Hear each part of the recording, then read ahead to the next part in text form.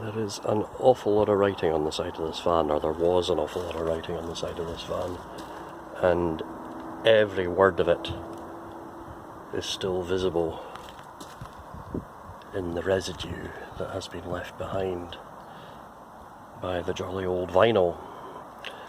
And since it's a bit cold and damp to be doing rust work and respraying, I'm going to have a shot at this with isopropyl. Now, I have seen other videos on YouTube suggesting using thinners. Very efficient, very quick to get the stuff off. Not great for your paintwork possibly, but certainly absolutely not great for the environment. Volatile organic compounds to be avoided like the plague. This stuff should not and will not, as far as I know, damage either your paintwork or the ozone layer. Cloth. I like to use a coloured cloth simply because if anything does start coming off that shouldn't be coming off, like paintwork, I want to be able to see it. Now, this stuff's not particularly expensive. I think it's cheaper than thinners, and it's very readily available, particularly during the old lockdown, because it is a very efficient sanitizer. Right, so here we have what was left of Facebook logo.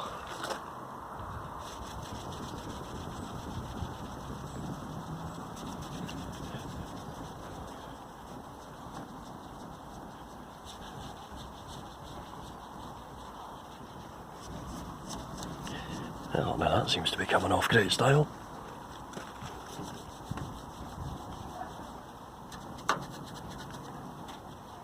Just had some guy coming into the driveway asking me if I wanted to sell the van, which is never really a good sign. Folk coming uninvited onto the policies to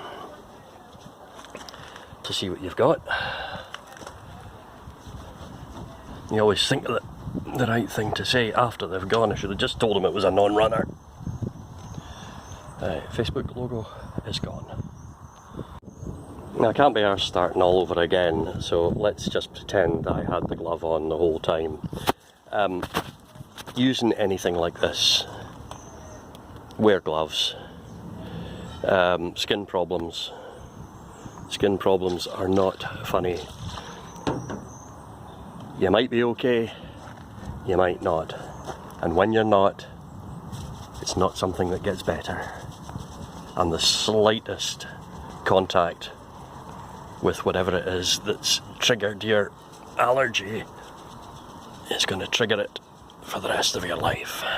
So, we're wearing gloves. We were wearing gloves right from the start of the video, weren't we? So that's gone. You can still see in now picked out in beautiful pristine white where the lettering was, because of course the rest of the van has had the sun and the rain and everything else on it, and the bits where the lettering was are the original factory colour as it came out, which is pristine white, and the rest of the van ain't that colour anymore. But as it is my intention to paint the vehicle anyway, at some stage, I'm not bothered about that. I just want to get rid of the crud that's on there, which would show through any paint job. I'm rather pleased with the way this is coming off. All gone. I'll go down here. This stuff is a bit smelly, and I certainly wouldn't recommend using it in an enclosed garage. But then I wouldn't recommend using any chemicals in an enclosed garage.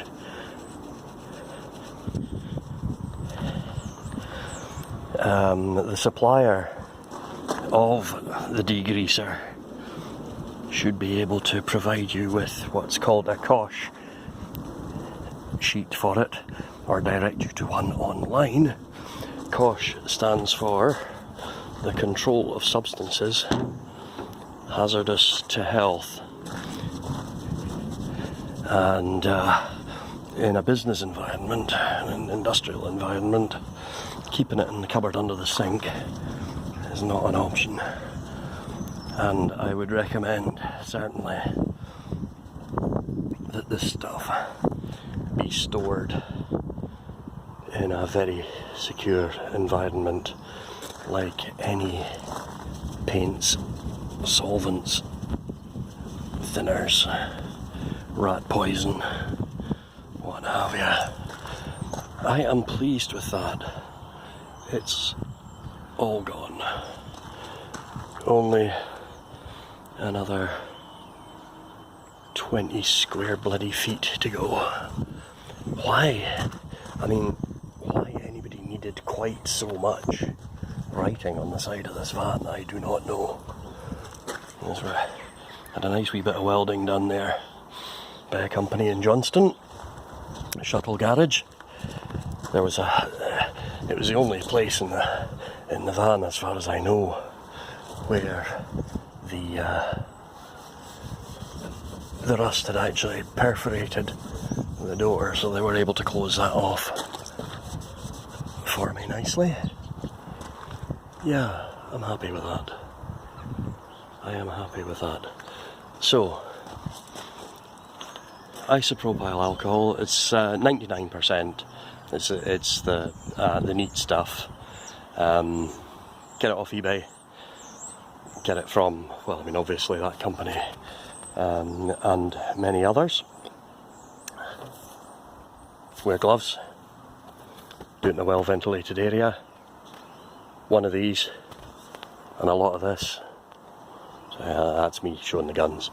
And you should be able to achieve the desired result, ta-da, without